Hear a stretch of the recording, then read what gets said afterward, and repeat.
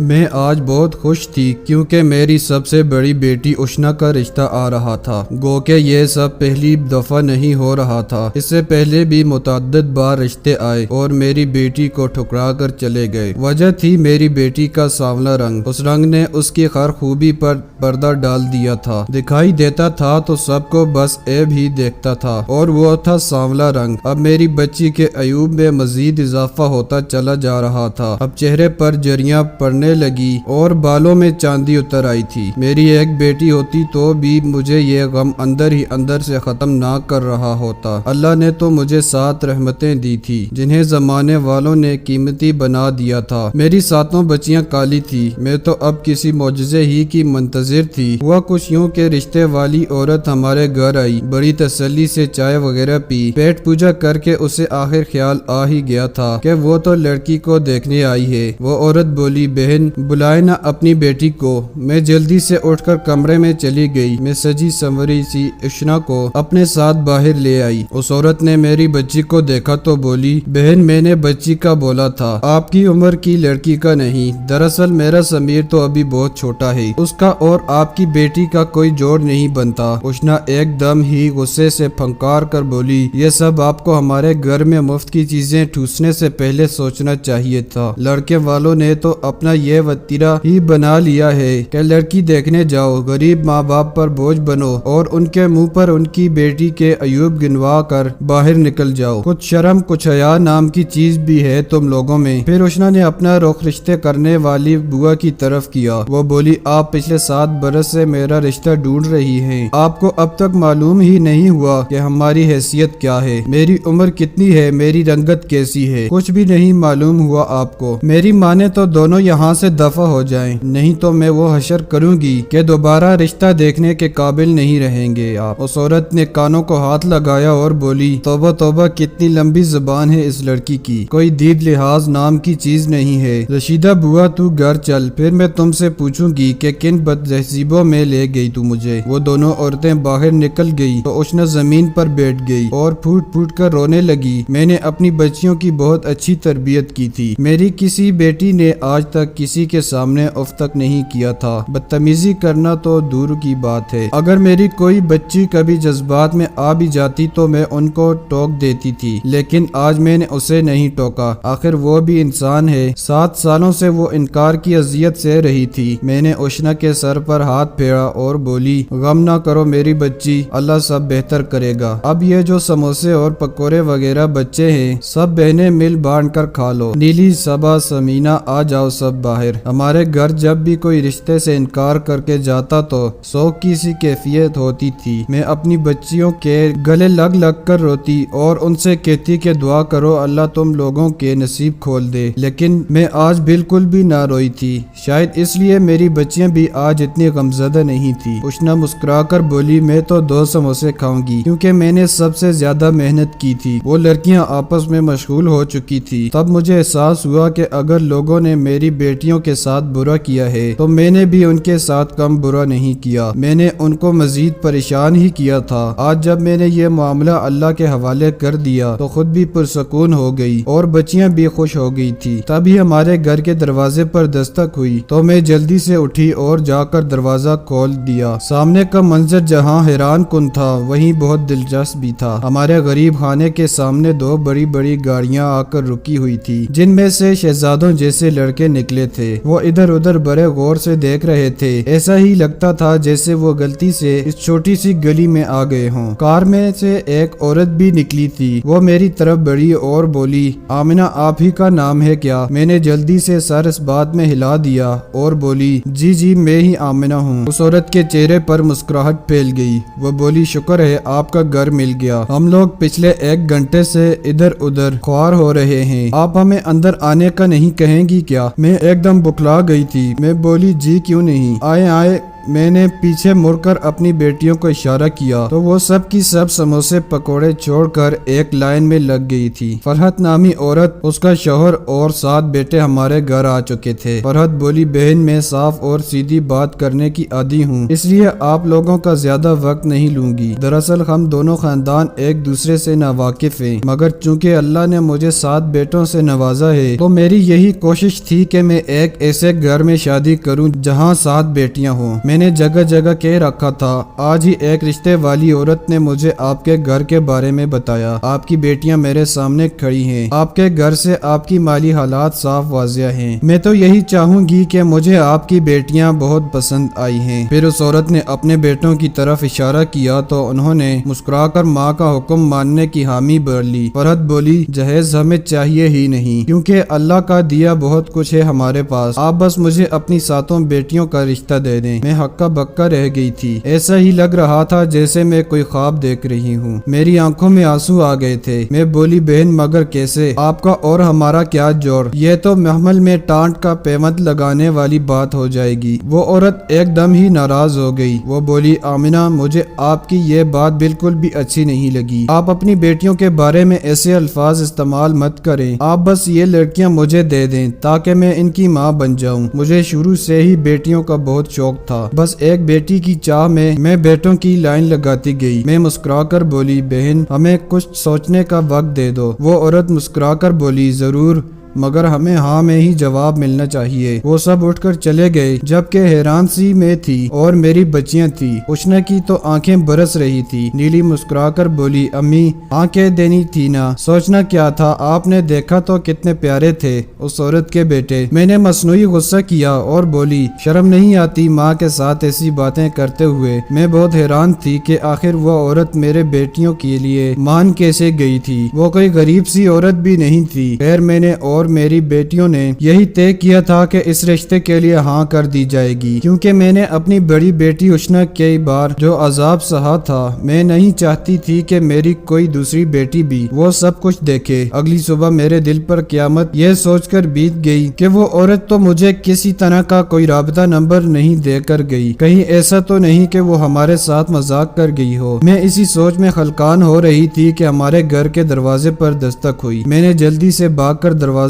کھولا تو سامنے فرحت کھڑی تھی۔ وہ بولی بہن میں جواب لینے آئی ہوں۔ میں نے مسکرا کر کہا کہ آج سے میری 7 لڑکیاں آپ کی ہوئی۔ فرحت بے انتہا خوش ہو گئی۔ وہ بولی ہم سب کو بھی یہ رشتہ دل و جان سے قبول ہے، مگر ہماری ایک چھوٹی سی شرط ہے۔ شرط کا نام سن کر میں اندر سے دہل گئی تھی، نہ جانے وہ عورت کیا شرط رکھ دیتی اور ہم سب کے خواب چکنا چور ہو کر رہ جاتے۔ میں بولی جی بتائیے کون سی شرط ہے؟ فرحت بولی آپ جب بھی اپنی بیٹیوں سے ملنے آئیں گی ہمیشہ فون کر کے ہمیں اطلاع دے کر ہی آئیں گی۔ میں ہنس دی اور بولی بس اتنی سی بات، آپ نے تو مجھے پریشان کر دیا تھا۔ میں نے سوچا نہ جانے آپ کیا شرط رکھنے والی ہیں۔ آپ اس بات کی فکر ہی نہ کریں، اللہ کا شکر ہے کہ ہم اتنے معزز تو ہیں کہ کسی کے گھر بنا اجازت کے نہیں جاتے۔ وہ عورت مسکرا دی اور خوشی خوشی شادی کی ڈیٹ دے کر اپنے گھر چلی گئی۔ اس نے اگلے جمعے کی تاریخ دی تھی۔ ہم سے یہ خوشی سنبھالے نہ سنبھلتی تھی۔ میں اس بات پر تو اداس تھی کہ چند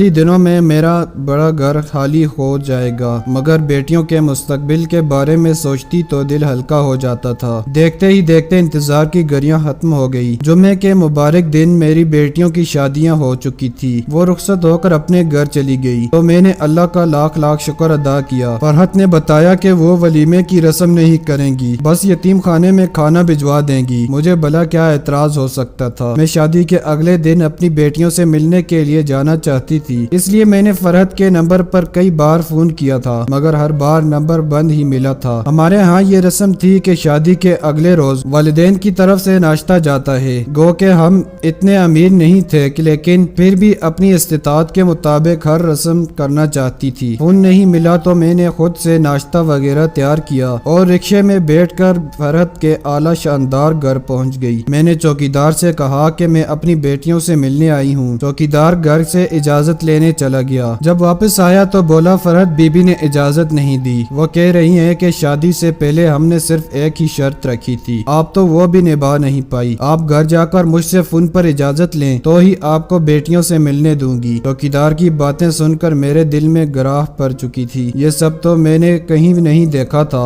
دل میں یہ خیال آیا کہ فرحت نے میرے ساتھ یہ سلوک صرف اس لیے کیا کیونکہ ہم لوگ بے مایا ہیں۔ خیر میں نے اپنے آنسو صاف کیے اور ان کے گھر سے دور جا کر میں نے دوبارہ سے فرحت کو کال کی۔ اس بار اس سے رابطہ ہو گیا۔ میں بولی میں رسم کے تحت بیٹیوں کے لیے ناشتہ لے کر آنا چاہتی ہوں۔ فرحت شرمندہ سی ہو گئی، وہ بولی اس سب کی کیا ضرورت تھی بلا، لیکن آپ کی خوشی اس میں ہے تو ضرور آ جائیں۔ میں دوبارہ سے ان کے گھر چلی گئی۔ فرحت کا گھر دیکھ کر تو میری آنکھیں چندیا کر رہ گئی تھی، مگر سب سے زیادہ خوشی مجھے اپنی بیٹیوں کو دیکھ کر ہوئی۔ ایسا لگتا تھا جیسے وہ سب محل نما گھر کی مالکنیں ہوں۔ وہ سب سونے کے زیورات سے لدی چندی تھی، مہنگے لباس پہنے وہ مسکرا کر باتیں کرتی تھی۔ میری آنکھوں کو سکون مل گیا تھا یہ منظر دیکھ کر۔ میں نے ان سے کہہ دیا تھا کہ وہ اب اسی گھر میں دل لگائیں، روز منہ اٹھا کر ماں کے گھر نہ آ جایا کریں۔ اشنا نے میرا ہاتھ تھام کر مجھے تسلی دی، وہ بولی آپ بالکل بھی فکر نہ کریں، میں آپ کی بیٹیوں کا بہت خیال رکھوں گی۔ میں خوشی خوشی گھر واپس جانے لگی تو سب سے چھوٹی بیٹی نیلی میرے گلے سے لگ کر رونے لگی۔ وہ بولی امی مجھے آپ کی بہت یاد آتی ہے، مجھے آپ کے ساتھ جانا ہے۔ میں ہنس کر بولی ہاں ضرور نیلی، تم اپنے شوہر کے ساتھ آ جانا۔ میں اسے خود سے جدا کرنے لگی تو میری نظر نیلی کے جلے ہاتھ پر پڑی، میری روح لرز کر رہ گئی۔ میں بولی نیلی یہ کیا ہے؟